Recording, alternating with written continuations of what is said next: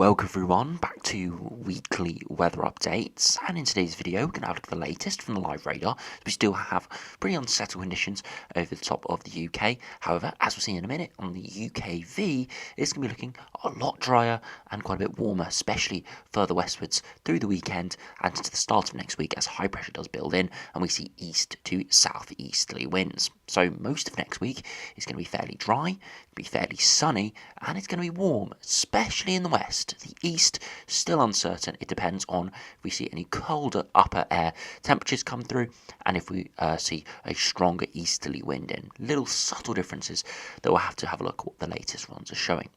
However, as we enter the long range, it does look like it will still be dominated by higher pressure, but it's where that high pressure does shift. We'll have a look at the GFS, GM, ECMWF, and the Ensembles, as they all sort of have different scenarios with what could happen. The ECMWF and the GM have got complete opposite ideas. ECMWF means that high pressure further southwards and eastwards and starts to draw up a southerly flow with pretty warm air widely, temperatures probably into the low 20s for many areas. However, the GEM moves that high pressure up towards Greenland and pulls down a bitterly cold northerly wind for the time of year. So towards the end of April, showing the -5 isotherm getting back in, likely frosts and even some snow in places. So just showing you that yes, high pressure is going to be in control all of next week and probably dominating beyond that. But it's where that high pressure goes and what sort of air masses it does pull in is what we've got to decipher in the second half of the video. So do remember, if you enjoy my videos, make sure to like and subscribe, and remember to follow me on Twitter as well, the link's in the description. So do start on the live radar now. You can see it is, as I said, quite an unsettled day with most areas being impacted by precipitation at some point today. The main band of precipitation is across parts of Wales and northern England at the moment. It has sort of pivoted from southern areas, so areas in the south saw rain early this morning. It's now cleared a bit, still quite cloudy in a few of these patchy areas of rain moving in as the main bit of instability has moved northwards, but this is going to slip southwards through this evening. So East Anglia and the southeast will probably see another period of rain through this evening into the overnight hours, and of course these showers further northwards where we're seeing a bit of winteriness will start to fade too as the general area of instability and low pressure moves into the near continent and higher pressure does start to build in. Now, if you put on the temperatures as of around 3 p.m. or just before 3 p.m, it's another relatively cool day, especially under that cloud and rain in the north and the west. You can see that more blues developing here, especially over high ground, but even to low-lying areas, temperatures really struggling into the mid to high single digits and maybe double digits in a few spots. See the best conditions probably across East Anglia, seeing less cloud and less rain, allowing those temperatures maybe to get towards sort of 12 to 14 degrees. The same across Scotland and parts of the Republic of Ireland, where again a bit more sunshine and lack of rain makes all the difference, giving a bit of a bump to those temperatures. But it is still relatively cool, below average pretty much widely for the time of year. But as I said, in the weekend and the start of next week, we're going to gradually increase those temperatures until we are a good few degrees above average by the middle of next week. So if you put on the UKV now and have a look at the precipitation and the temperature over the next 5 days, you can see that rain band moving in earlier today, and that has spread northwards and is giving that heavier rain through the north at the moment. But you can see through this evening it does slip southwards and eastwards and brings another period of quite heavy rain around sunset this evening, around sort of 6, 7, 8 p.m, before clearing around midnight. Could linger a bit in around the London area into the southeast, a bit of lighter rain through into the morning, but eventually should clear around sort of 8, 9 a.m. And you can see most areas are fairly dry tomorrow, with the most amount of sunshine initially in the morning through the west. We see a bit of sunshine break out in the east, but still with a bit of instability. We could see some showers popping off, some thundery showers here, some reds appearing, again showing very high rainfall rates, potentially thunderstorms within that, but most of these showers should be light to moderate and they should be fairly scattered. So no thunderstorm events, but there could be a few thunderstorms through tomorrow afternoon, so do be aware of that if you are through the eastern half of the British Isles. Now beyond Saturday you can see another weather front try approach from the west, but it makes very slow progress. Little progress at all, as it does push in, just giving a bit of cloud as it comes up against the higher pressure, which is now starting to dominate. And you can see through Sunday afternoon, quite a bit of a cloudy day. And that's because that low pressure system that moves in has filled in, but it's still got a lot of moisture associated with it and lots of that thicker cloud, unfortunately. So it's going to be dry, a few showers where we see a few breaks in the sunshine, but it still will be generally dry and those temperatures will start to rise. And as we head into Monday, as the wind starts to veer more in from the east, brings in some drier air off the continent, it will break up that cloud. You can see through southern and eastern areas a lot more sunshine breaking through. And that pattern continues into Tuesday, where again, very dry and really quite sunny. Hardly a cloud in the sky for some regions, looking really quite decent, and that continues into Wednesday too. The only caveat we do have with this is because we are pulling in an easterly wind, there is the potential that we do see cooler upper air temperatures. You can see direct easterly here. Again, in the winter, this could be really quite cold, but being now into the middle of April, it won't be all too cold, but we could see colder pools move in, and you can see that through early next week. You can see the upper air temperatures are around average or a few degrees above average, but look what happens through Tuesday into Wednesday. We see a cold pulse move through really quite a small area of quite cold air that's originated somewhere in Eastern Europe, where ground conditions are still cold enough to allow these cold pools to develop. And unfortunately, whenever we get an easterly wind like this, especially late in the season, we can see these colder pools. Again, it won't cause anything particularly cold, but it will lower those dew points, giving it some drier air, and there is the potential for frost as well, and it could keep those temperatures down in the far east. So very small little features like that we do need to keep an eye on for next week, as they could stop those temperatures from rising in the far east, and it could give a few frosts in places, but most areas will still be warm and dry. You can see for northern and western areas still around that 4 or 5 degree point. At 850 HPA, a good 5 degrees above average for the time of year, and temperatures, as I said, will be in those mid to high teens, most likely peaking at 20 degrees. Most likely peaking at 20 degrees somewhere. If you look at the max temperatures now, have a look at those raw temperatures, you can see under that rain and cloud at the moment, really struggling around 5 to 8 degrees. A bit of sunshine around, maybe 11 or 12, but still nothing too great.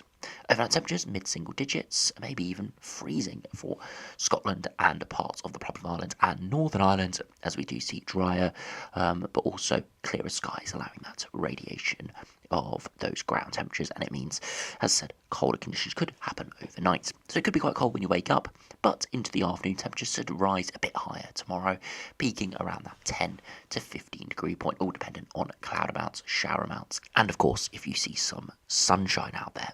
As we head into Sunday, overnight temperatures could still be cold in a few spots, maybe 3 or 4 degrees in the far east as we start to pull in the easterly breeze. And you can see in Sunday afternoon, the best temperatures are through parts of Western England, Wales, Republic of Ireland and Northern Ireland and parts of Scotland as well, furthest away from the easterly flow, allowing the surface temperatures to warm up. And it will give temperatures, as I said, in those mid to high teen points. Further eastwards could still get to 15 degrees, but especially towards the coast, it will be chilly with that easterly flow, and it will generally be a little bit cooler. Again, it's pretty typical for an easterly flow. Doesn't matter if it's in the winter or the summer, the far east is always the coldest spot, especially for feel-like temperature, because an easterly flow coming off the North Sea is always going to be cold. As I said, in the summer, sea surface temperatures, yeah, they do get a lot warmer. They get into the mid to high teens, maybe even touching 20 degrees right near the coast. However, that is normally colder than the 2 meters of air temperatures, so it's always going to feel a little bit colder towards the east whenever we have an easterly flow. As we head into Monday, you can see temperatures once again 16 to 19 degrees in the west, in the far east, maybe still 13, 14, 15, but still a little damp in there. You see right towards the North Sea coast in East Anglia, only 9 or 10 degrees. So there will be big temperature deviations and variations, but you can see for most areas it's pretty warm and consistently warm and sunny next week. And then finally into Tuesday, again 15 to 18 degrees once again, so really quite warm and pleasant. Of course, we see that colder pool move through East Anglia to central areas, and that could allow those temperatures to drop in places, but we'll have to see that nearer the time. It's a very small feature that we'll just have to keep our eye on into next week.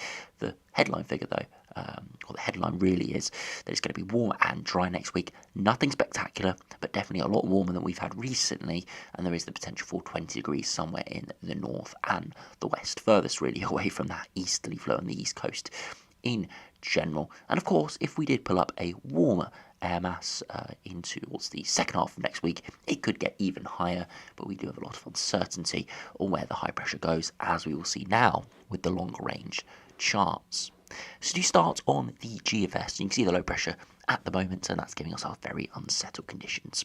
That does clear, and we see the high pressure building, and then you can see that strong easterly flow moving in. Again, it could be colder pools at times, especially early next week, and there could be more colder pools as well, but equally there could be some warmer air that wafts up from the south at times. We'll put those upper air temperatures on in a minute. We'll see that those raw charts in a minute. But you can see high pressure does start to move around, and we see traps here of lower pressure. What happens from the GFS is the high pressure does sort of disintegrate away to our north and sink away to our south. This could actually allow a southerly wind to prevail initially, but high pressure actually dominates more towards Greenland, and we pull in a northerly flow, and this would go really quite cold before the high pressure does topple back over. So it's still high pressure dominated. Generally, low pressure could move in for a time, but it is a lot cooler sort of pattern there towards the end of this run. Very interesting seeing that. If we do run through the upper air temperatures, again you can see those upper air temperatures rise, but you can see those green colours moving through at times. Slightly cooler air coming in from the far east next week. However, as we enter the longer range, you can see actually warmer air does waft up from the south by next weekend, but we've got to keep our eye on that high pressure towards Greenland as it does pull in a northerly wind. You can see the -5 isotherm moves in.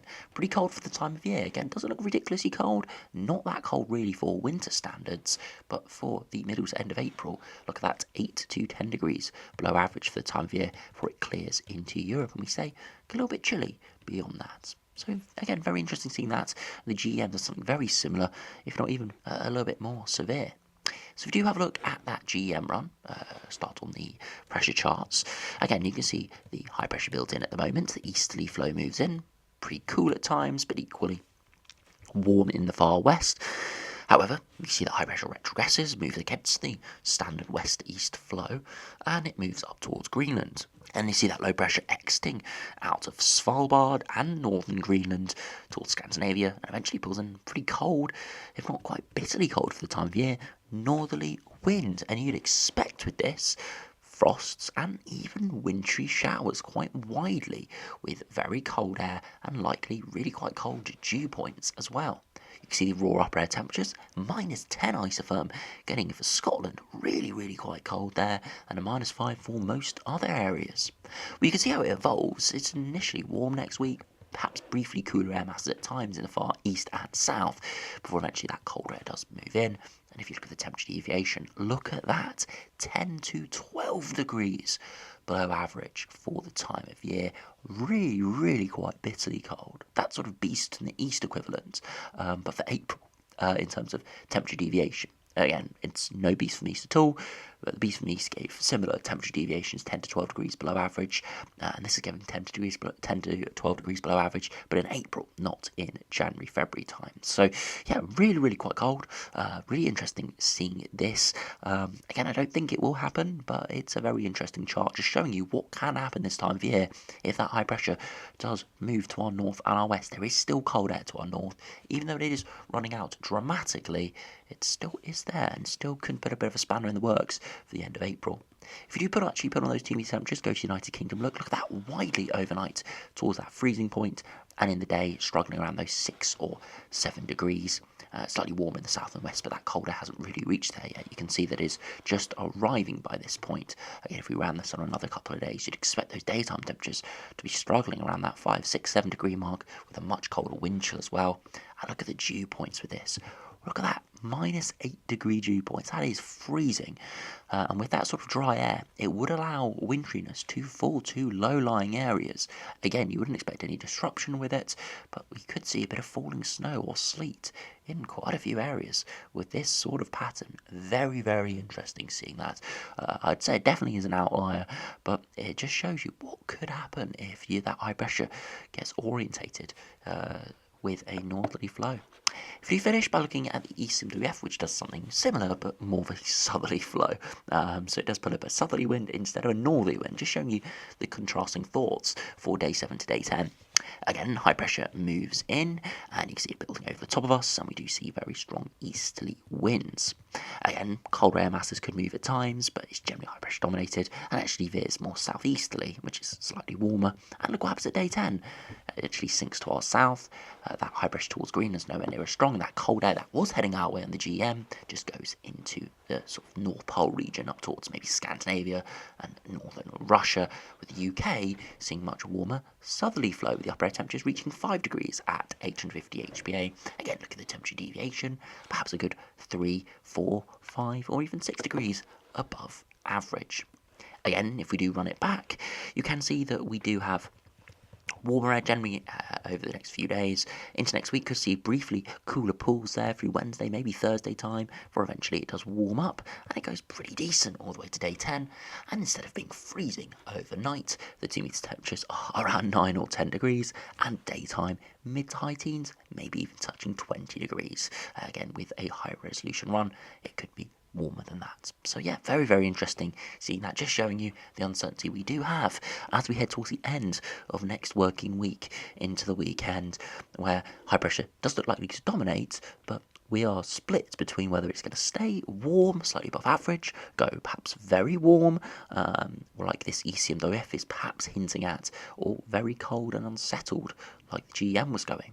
The one thing I will say is it does look like high pressure will be involved, so it probably will stop anything stormy or really unsettled from dominating. But other than that, we can't really rule out any big scenarios at this stage.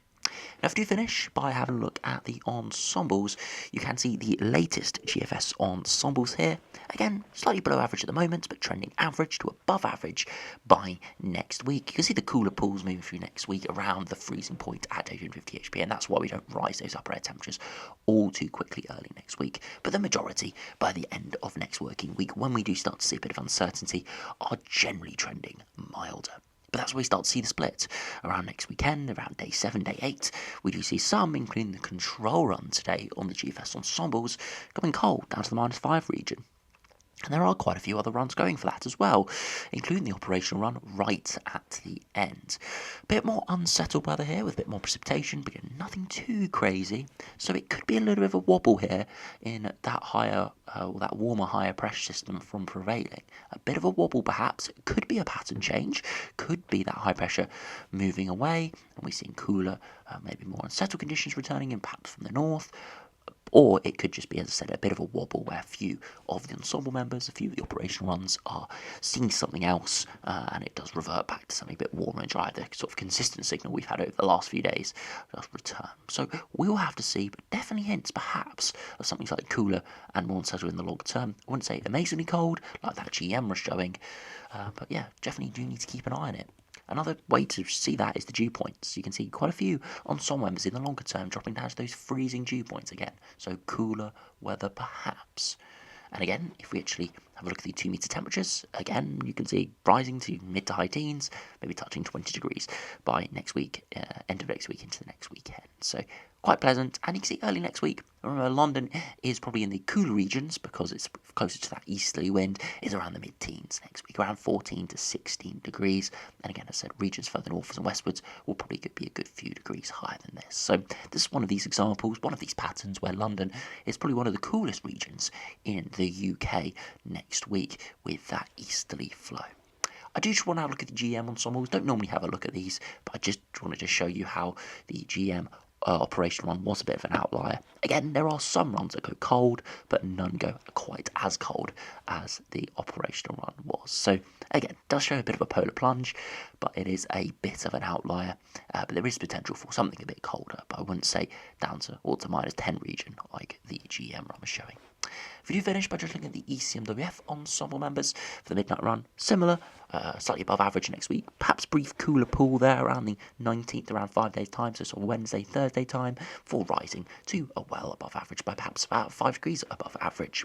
And then it does trend more towards average, and that is because we have some of these cooler runs appearing down to -5 at 850 HPA, but there is still a lot of uncertainty. As I said, the majority still keep us average to above average. So as I said, could be a bit of a wobble, could be the start of a bit of a pattern change in the longer term, but we will have to see. Precipitation is still quite minimal, but there are some around, so there is the chance we do see brief areas of showers, but no signs of anything huge in terms of washout conditions, really, apart from today, where we've still got quite a bit of rain to come in places through the rest of this afternoon and the evening. So anyway, thanks for watching. Could be some really quite up and down conditions over the next couple of weeks. Hopefully we do see something a bit warmer. We've had our fair share of cooler, unsettled conditions recently, so hopefully that sort of GEM pattern and the end of that GFS run, where it does pull in a northerly, northeasterly wind, -5 isotherm coming in, frost, wintry showers. Hopefully that does stay away and it's just a bit of a wobble, but we can't rule it out at this stage.